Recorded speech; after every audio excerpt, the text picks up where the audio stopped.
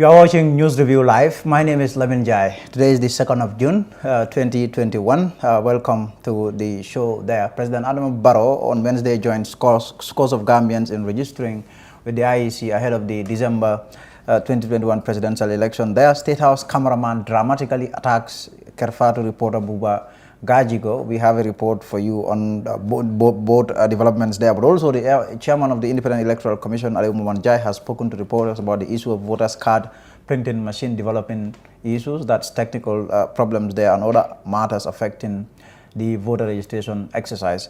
Banka Amane will be my guest today. For all of that, let's see what the newspapers say today. The Standard newspaper, police arrest 7 over false voters' card attestations. 3 years Jatna founder tells diaspora Gambians to boycott election. Senegalese politicians orders told to keep away from Gambian politics. Dabo accuses government of neglecting police. Ex-UDP NAM says opposition can't stop Barrow's victory. APRC gives thumbs up to IEC but not its chairman. Gambia calls for end to Israeli occupation of Palestine. Consul, that's the consul, Gambian consul in Angola, pleads for end to toxic politics.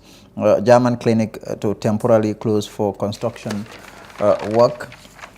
The Gambia police have confirmed the arrest of 7 people for allegedly trying to obtain voters' card through falsified attestations. This is according to the Standard newspaper. That's their lead story today. 3 years Jotna founder tells Gambians in the diaspora to boycott election. Musa Akote, better known as King Sport, the founder of the proscribed pressure group 3 years Jotna, has urged his fellow Gambians living abroad to steer clear of the December presidential election, claiming their votes will be open to manipulation and retain Barrow in power.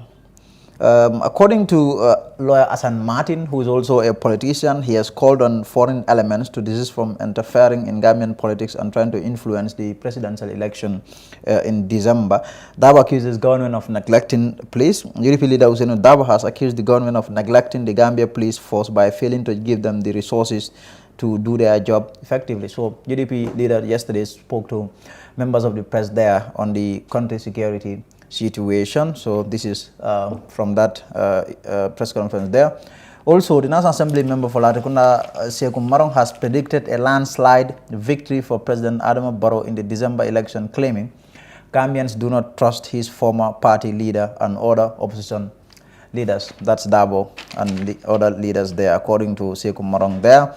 APRC is also giving a thumbs up to the IEC, except the chairman of the commission. They are interesting. Despite the many mistakes it makes in the Gambia's electoral system, notably in the December 2016 polls, IEC can still be trusted to deliver a fair and credible election, according to Duruja, the spokesperson of the APRC.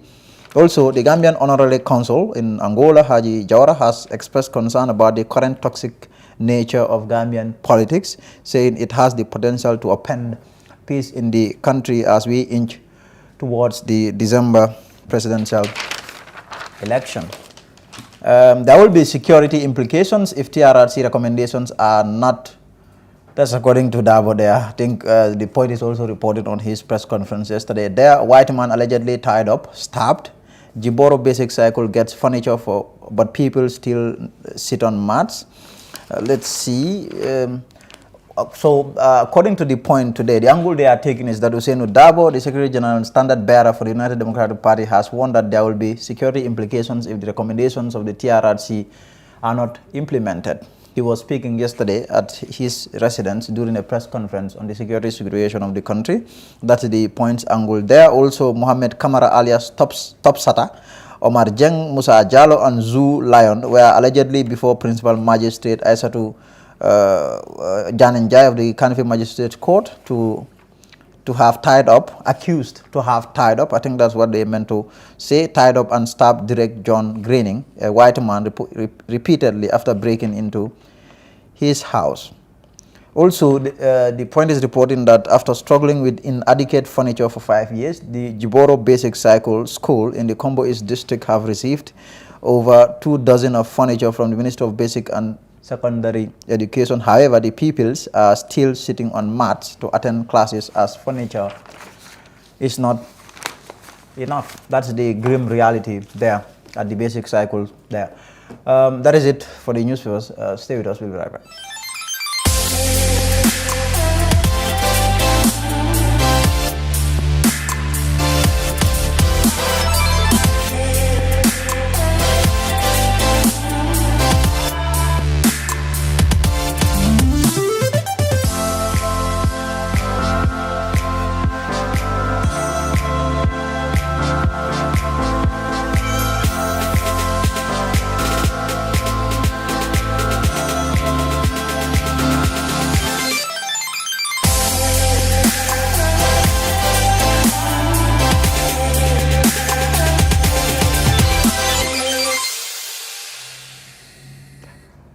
Welcome back. So President Adama Barrow on Wednesday joined scores of Gambians in registering with the IEC ahead of the December presidential election. It is coming 4 days since the IEC launched the voter registration exercise there.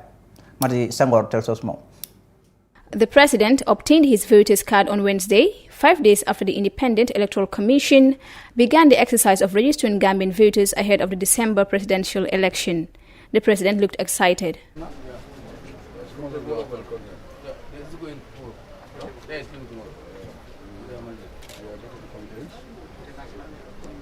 President Barrow insisted it's key and important for every eligible Gambian to register. You can be part of the process to select or elect your representatives at every level.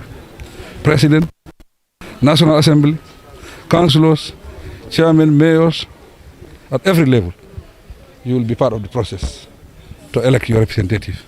So it's key and it's important for every Gambian to come out in their large numbers. And the registration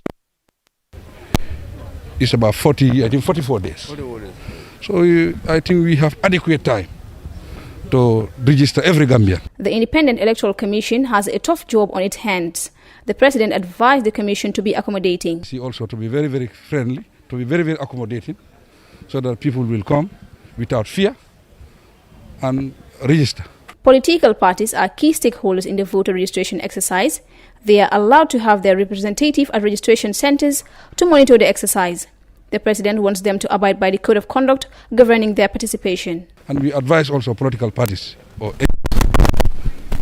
there is a code of conduct that we expect from every political party. Nobody should intimidate anybody. We are all Gambians. We are all equal in this country. That's why everybody, you register once only and you vote once only. Even if you are president or you are party leader, any other extra force or importance to vote more than once. Your vote is one. So I think that shows the equality in democracy. And we want a democratic process that will build us a very strong foundation going forward. So that is my message to Gambians. Let us all register peacefully. Time of election, we go and vote peacefully, and we wait for the results. It's the Gambian people who will make decision. It's not the president, it's not the journalists, it's not anybody. It's the Gambian people, collectively, all of us make decision. President Barrow obtained his voter's card at the McCarthy Square. He is now ready to vote for the candidate of his choice come December. For TFN News Review, I am Mati Sengor.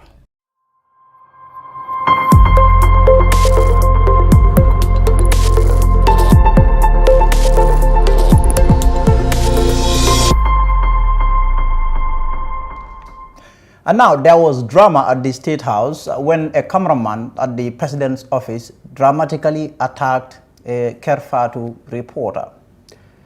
More in this. Dramatic scenes at the State House on Thursday. Cameras captured an angry State House staffer trying to fight a reporter.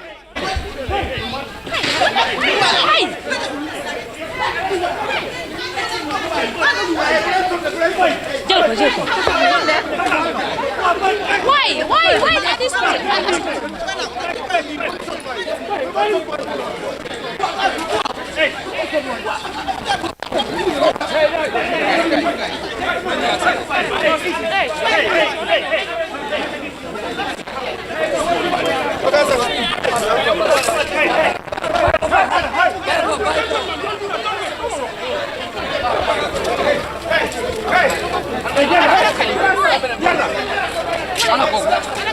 It has since emerged the reporter involved is Kerfatus Buba Gajigo. According to Gajigo, the State House official is Modou Njai. Gajigo said Njai allegedly assaulted him after President Barrow finished speaking to reporters in a press engagement shortly after getting his voters card. He confronted and said why I stood in front of him. He knocked me and I fell to the ground, and he then kicked. The police and other journalists separated us, Gajigo alleged. What happened is President Wale about a voter's card taken. So Cabra Pareta we were interviewing. So Ndangana Michael and Muta Belori Nyato. So after the interview, I am confronted Akonya Homana and Telota Nyato. I may not know people will the call. I cannot know that.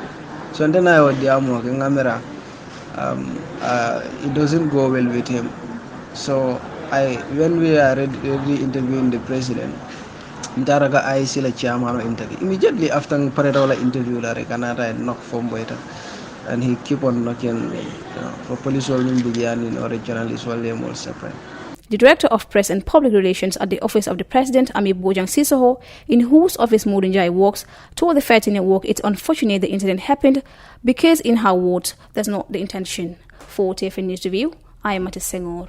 Tough Africa Global presents the new Tulip Gardens. Tough Tulip Gardens is set to comprise service plots in sizes ranging from 220 to 570 meters square. Deposit as low as $83,600 is only an 18-month interest-free payment plan with only 20% deposit on the service plots. Please contact 376-2333 or 776-2333. Free.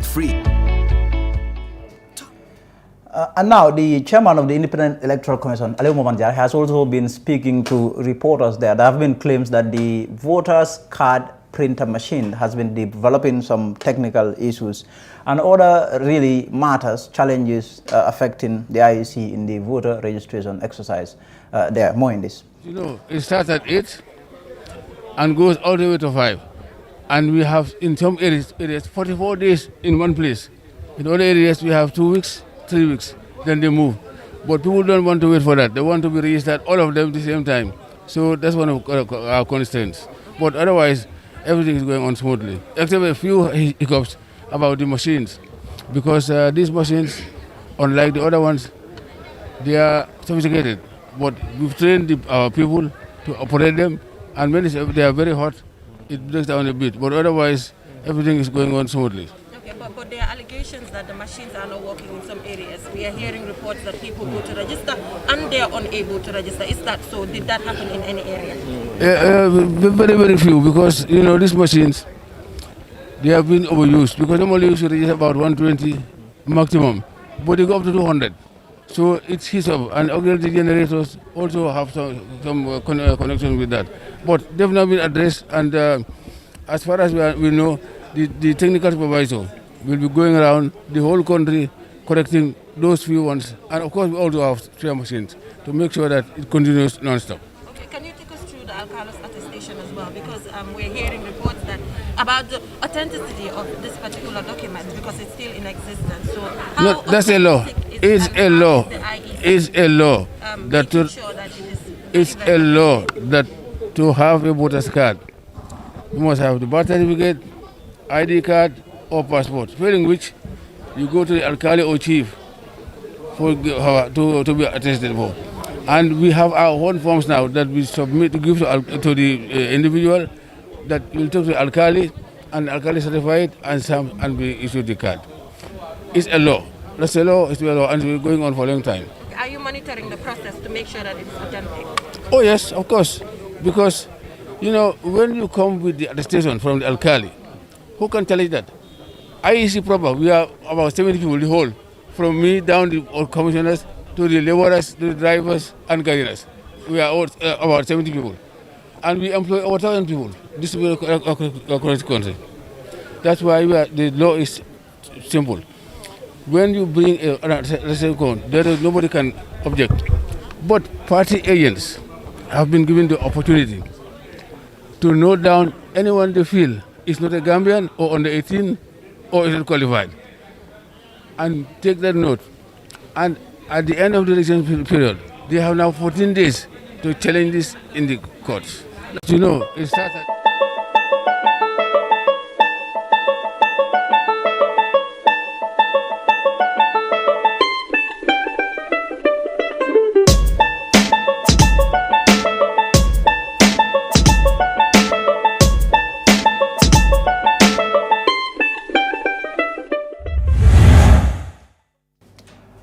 Very well. I am now joined by Banka Mane. He will help me unpack really some of the events that have been happening in the past few weeks and days in the country. Mr. Mane, thank you, and for returning to News Review. Thank you. It's been a while. It's been a while. How is For the People by the People show? Oh, it's going great. It's going great. We have the two crocodiles. They are giving everybody a hard time. Are you referring to Coach and Musa? I'm a nice guy. I know. So, Mr. Mane, the president registered today, few days after the process, that's the exercise started. Let me ask you this silly question first. Who do you think he will vote for? I saw him with his voter's card. Who do you think he will vote for? Who Barrow is going to vote for? Yes, he can now vote for any candidate of his choice. I think that's still up in the air. No, I'm just kidding. I'm just kidding. I'm sure he was going to vote for himself. He will vote for himself. But why himself? And not some other... Because But what is your take on the voter registration exercise generally? What have you seen? You've been around, what have you seen? I think it's very encouraging. It is very, very encouraging. Just today I was talking to the only discouraging part, literally, and if the youths are listening to me, they need to pay close attention here. I was talking to somebody who, their agency, they have people all around the country to monitor the voter registration process. And the individual did say that the youths are not registering. So there is not this, because this country is about 60% plus young people. And that sort of large number of young people's presence in the registration process is not there. And so definitely what I will urge the young people is that you could determine the course of history here. You can decide these elections. So they definitely need to take the voter registration process very, very seriously. And it doesn't matter which party you want to vote for. At the end of the day, you just want your voice heard to decide who becomes your next president.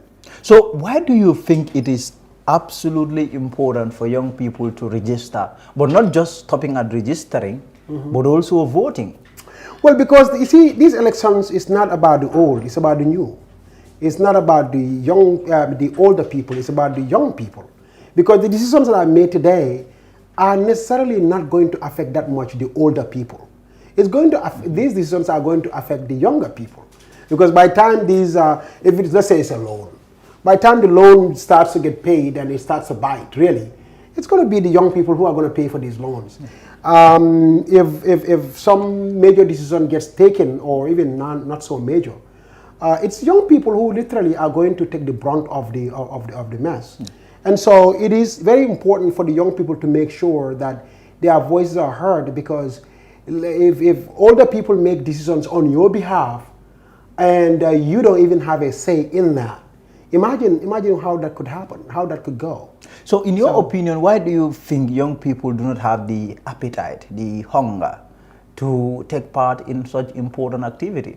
I think that because, young people generally think they are invincible. If it is poor medical conditions, they think they will never get sick anyway. If people are dying of preventable diseases, they think other people die, they don't die. They have this aura of invincibility about them, and it's all just superficial. It doesn't exist. Young people die, old people die. They all die. So everything that affects the old affects the young. So, but this idea that all these problems are for the older people, or they are the ones who generally deal with these issues. No, not so. I mean, because if you look at it, the Backway problem, when it happened here, all the people who were dying on the Backway were young people. So, and this was because of decisions that were made in their country. That's how it happened. The decisions that were made by politicians back home were the reasons why these young people took the Backway to Europe, and they died. So, and I can go through a whole lot of instances like this where decisions that are made back home, how they actually affect the young. And so this is why they need to make sure that when these decisions are made, that they also add their voices to it. I don't care who you vote for and which direction you go. But at the end of the day, it will be your choice, your decision. You're going to be deciding your own future. That, I think, is very, very empowering, and nobody should let anybody decide such an important decision on your behalf. The president registered today. I mean, do you think, because he with a call, of course, when he spoke to reporters, he called on all Gambians, all eligible Gambians, including the young people, to go out and register. Do you think that will make any impact in terms of young people and their attitude towards? Yes, I think the political party leaders, all of them, should be coming out and encouraging the young people to go. And because historically, if you look at Gambia's elections, I mean most elections around the world, let's be honest, even in the United States case, I don't think any politician galvanized more youths, more young people to vote than Obama did. And it made a difference. Obama won. So again, it's very important for politicians to be out there encouraging the young people to vote, because generally they are the ones who get left behind. They don't vote. Even Gambia historically, if you look at the election data, I'm sure you can see that is generally our moms, our dads, people in that age category bracket who tend to dominate in the numbers when it comes to voting. And when you have a population, on the other hand, that is supposed to be majority young people, I don't think that's so. Really, the politicians and civil society and all of us, you in the media, I think this is a time to encourage as many people, especially the young people, to go and register. Because the older ones, I think they tend to generally heed the call and they do it. But the young folks, really, they just... I think the older people really do understand how important it is, because since this started on Saturday, my dad was all over me, He went with his old voter's card to the registration center and they told him, we cannot take this, you have to go to the Alcalo. And he went there, got his attestation, and then came, and then he was all over the place, just so so concerned that he needs to register. So you could see. Dad, I mean, if you think about it, dad at his age, if he is so concerned about what is going to happen in the future, just imagine this, a future that he may not even be around for. Can you imagine that? Yes. What about the ones that really are going to be affected by that future? Don't you think they should take it even more seriously than your dad? Of course. This is what is so critical about youths and their participation in the election. You need to understand that these decisions are about them.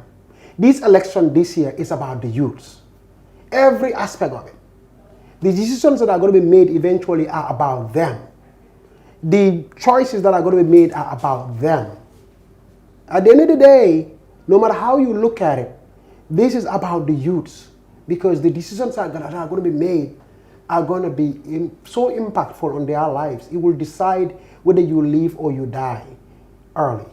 It will decide whether you are sick or you are healthy. Yes. It will decide whether you get a good education or poor education. It's so important for them, and your dad obviously is not going to be part in that category. Of course, but how do you also relate that to the issue of you have a lot of Gambians who have this attitude towards politics. They think politics is something that they are just not interested in. It's not their business. They don't want to affiliate themselves with. So you could see that mindset also, that thinking among a lot of Gambians. Yeah. Who do not even think. I think they just don't. Sometimes people tend to believe that these are not going to make any difference anyway. And what I am saying is the fact that you can see sovereignty. When you talk about sovereignty, sovereignty means only one thing and one thing alone. And by the way, if you lose your sovereignty as a human being, then you have basically ceased to exist. Technically, you are just living, but just living. You are not impacting. You are not participating. That's very, very bad. The sovereignty simply means being able to exercise a choice that suits you, that you feel this is that choice. That the choice part of sovereignty. The moment you take that out of sovereignty, then there is no sovereignty, and so you must exercise that choice and decide whatever future you want for yourself. That's what sovereignty is all about. When you hear of the word sovereignty, that's what they are referring to: choice. It's about being able to make decisions that suits you, that you feel this is my choice. So really, we can go through this over and over again, and you cannot overemphasize the importance of really exercising that choice. To say, I have my vote, this is my voice, and I am going to decide what direction this goes. And yes, if you exercise that choice in numbers, you can be impactful. Again, this is supposed to be a democracy. It's about numbers. Whoever gets the most votes wins the election. Now, apparently, also the issue of the diaspora voting is now looking impossible if you go by what is out there. I mean, the IEC is saying this has to be made law. I mean, since the diaspora is demanding 5 constituencies, and if you look at how much we have in terms of time, really, it would appear impossible for the diaspora to vote. Only those few people who can come down physically to register, and then when it is election, they will come back again to vote. Someone who lived in the diaspora throughout, what is your take on this? The fact that the Gambians who live abroad would not be able to vote in this very important election. I mean, this is one issue that really my heart is bleeding. Because you see, having been in the diaspora for so long, I've seen their commitment to country, their love for country. I have seen their devotion to country. I have seen their patriotism with my own eyes. I have seen how much they contribute to this country and how every day they literally live for this country. Most of these guys are not even enjoying these countries as you may think. They are not. Because every day they go to work, they are struggling, they are hustling, all because uncle doesn't have, needs a bag of rice every month. Because auntie's children need help because the husband has died. Because mom is sick, I'm gonna make sure she gets the best medical care. Because dad is old, so he cannot work anymore, I have to take over and take care of the family. This is what really preoccupies them every day. Their country, their people, their relatives back home. When somebody like that is making all those sacrifices because they did not run away and leave and forget, they are as fully committed to their country as probably even more than people that are in the country, by the way. To sit there and deny them that one voice that they need, that they want, that's not too much to ask. All they are saying is just give us a chance to throw our voice in the process, how our country is going to be governed. That's all they're asking. And you deny them that. I mean, this is wrong. It's a travesty. It's unfair. Who do you think should be blamed for this rigmarole? IEC. You see, Barrow can play political games all he wants. He's a politician. We can blame him all we want. Yes. And I'm not happy with his behavior on this. But there is a referee in the game. That's the beauty of this process. Yes. You have a referee really outsourcing, if you will, by saying, you see, we could pretend there is a gray area here, this is not clear, because we need to section this, section 39, section 11, section this, section. We can section this all we want. Supreme Court, just as late as a couple of months ago, literally came out and said, guys, there is no section or that section there here. This is the crystal clear answer for this. Yes. The diaspora has a constitutional right to vote. And the government must do everything in its power to facilitate that and make that happen. The IEC now, as the referee, must step into that space and say, okay, thank God you guys have, as the interpreters of the law, of the Constitution. That's their responsibility. It's not IEC's role to interpret what the Constitution means, what it says, what it doesn't. It's not in their mandate. They have absolutely no business trying to tell us what the law is, what it is not. That is the role of the Supreme Court. Yes. Now, in the Supreme Court, if you say you are not clear about this or that, or even you are saying it's one way, and the Supreme Court comes and says, no, it's this other way, you have no other right, no other avenue, no other reason to go against that. And that pretty much could be even a violation of the law, if you ask me. Because you are here, the Supreme Court has told you this is what this is, and you are saying, no, it's not, and I'm going to do whatever I want. You are technically violating the law of the land. I think these are the issues that we need to really hone in on these issues, because personally for me, this is it means a lot to me that the diaspora votes, because I know if anybody, they deserve to participate in the political process of this country in every way that they can. And to deny them that right, is totally unfair and is wrong. And the IEC, they are the referee here. If they decide tomorrow morning and say, oh, we have wrongly interpreted the law, we think, so the Supreme Court is right after all, because they are the only authority in this country to tell us what the law is and what it's not. So we are going to go ahead and facilitate this process. And then they go to the government and say, government, we need this much money, to go and take care of this. And the government says, oh, we don't have any money. Then the IEC can come out to the Gambian people and say, folks, we want to make this happen, but we need funds to do it. And those funds only government can provide unless outside institutions help us out. So we cannot do it because of that reason. Then I can even let them off the hook and say, look, they want to do this, but they need funds. But to come out and sit here and tell us the law doesn't allow it, a law that the Supreme Court the Supreme Court of the land told you, no, that law that you are quoting is bogus. The law says they can and they should. Yes, but I think that's clear.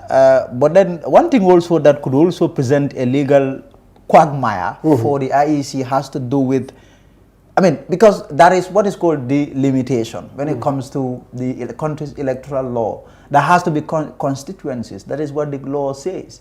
Now, if you want the diaspora to vote and there are no constituencies in that effect, really that presents a legal problem. So in essence, there has to be a law governing that, right? Governing the creation of new boundaries. You have 53 constituencies. So if you want the diaspora to vote, and the IEC is saying that you have at least 300,000 Gambians who live abroad. That is what the IEC is saying. So that amount of people, you will clearly need to if you like, demarcate new boundaries. No.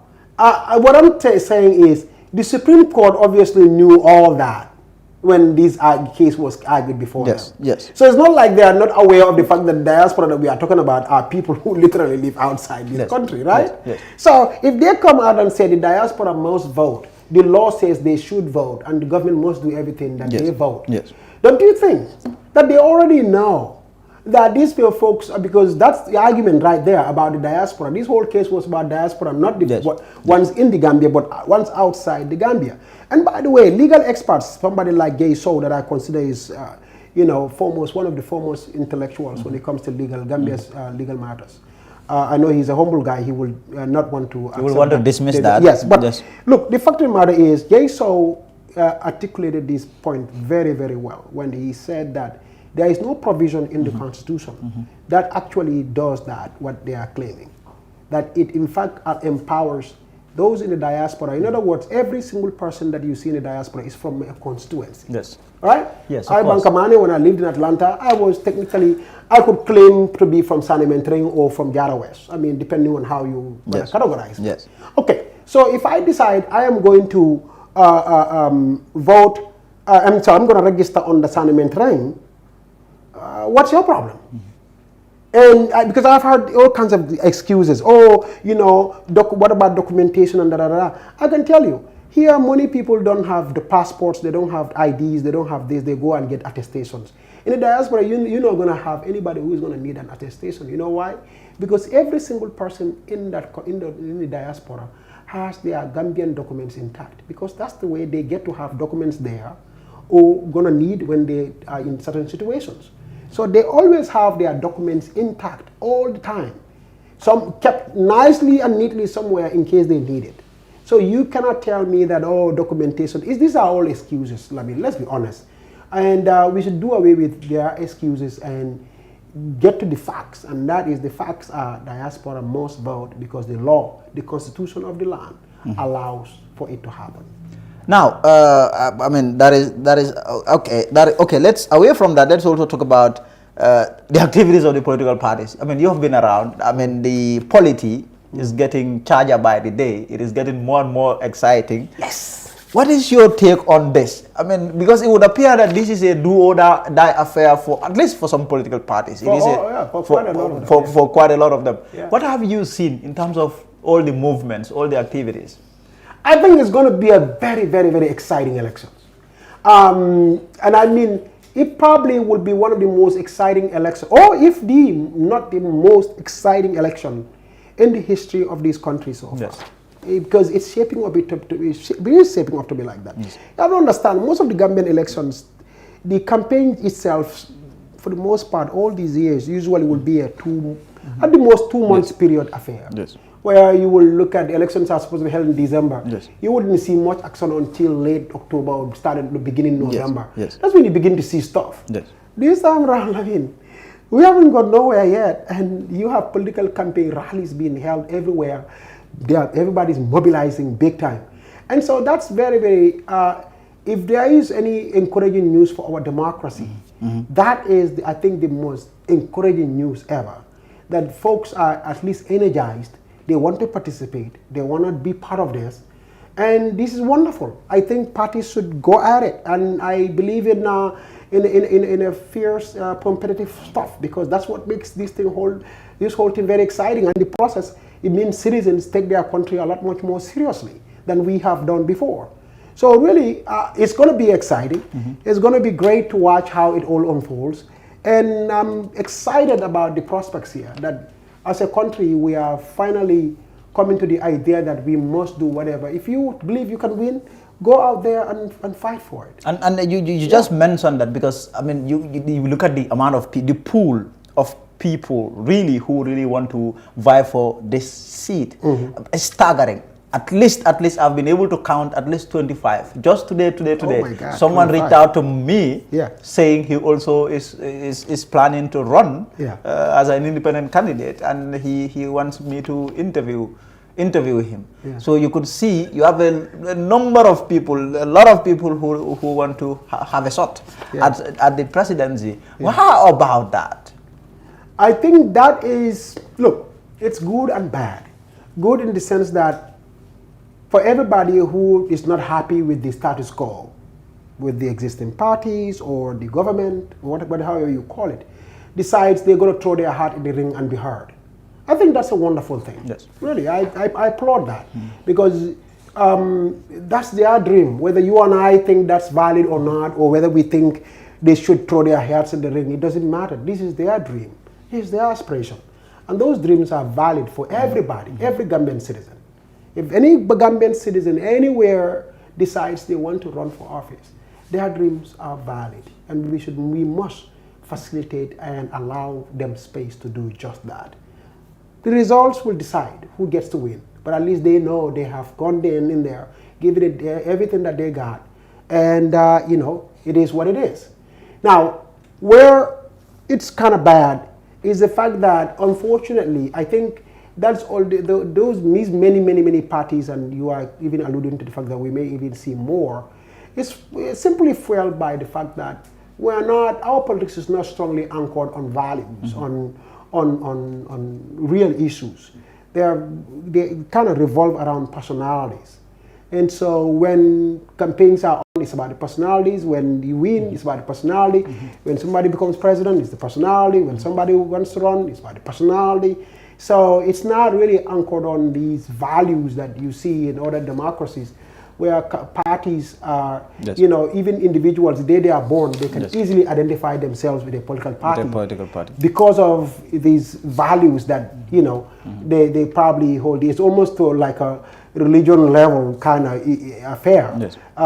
So it's not like that. And I think, for me, I would hope that someday we'll graduate to that, where we'll start. But it's a process.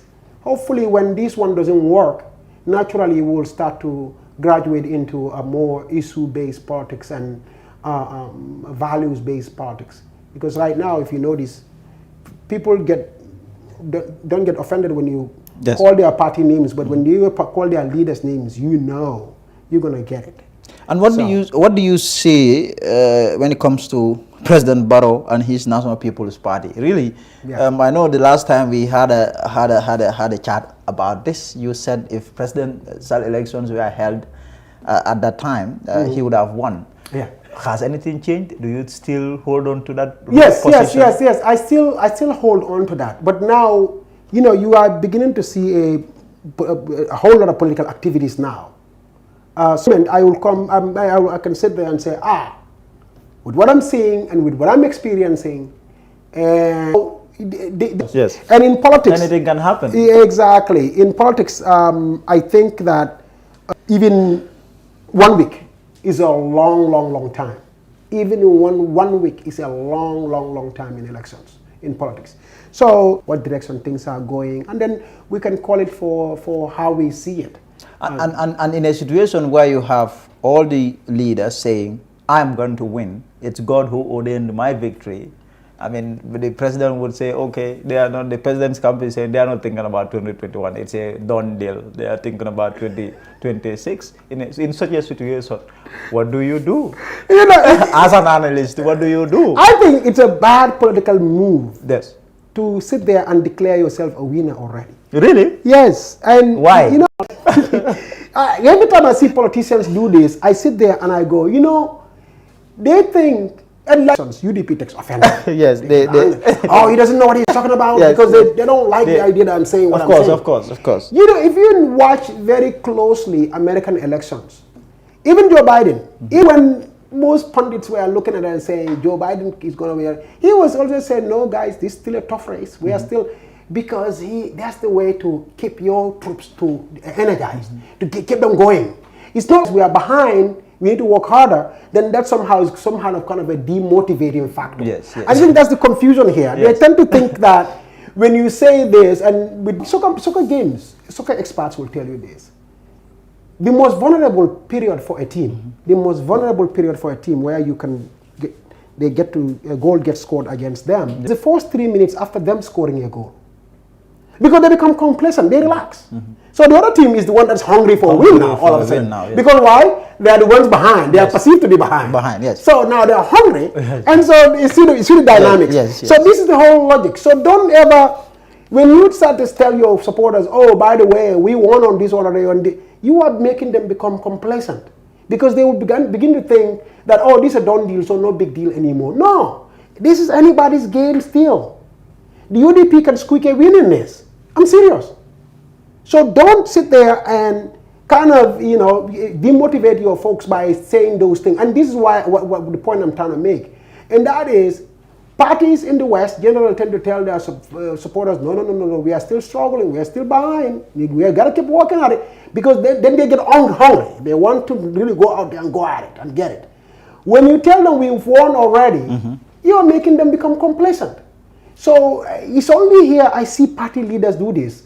Oh, come December we've won. You know, like you said, Barrow said, I've won. I hope they will understand that from, you know, somebody who's just an observer, trying to tell them what I think. A neutral, they can choose not to believe it, but that's just a neutral observer. Exactly. Don't tell your supporters that you have won. Tell them we are still behind. Let them get hungry and say, hey, let's go out there.